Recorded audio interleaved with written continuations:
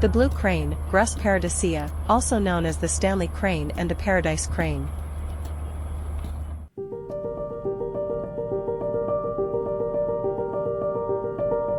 Blue cranes are birds of the dry grassy uplands, usually the pastured grasses of hills, valleys, and plains with a few scattered trees.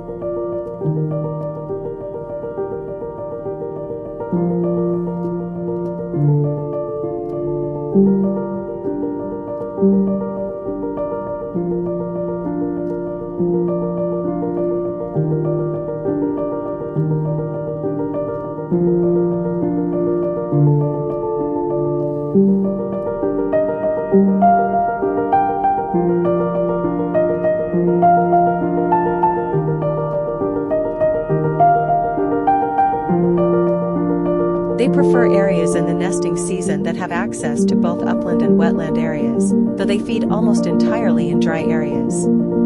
They are altitudinal migrants, generally nesting in the lower grasslands of an elevation of around 1,300 to 2,000 m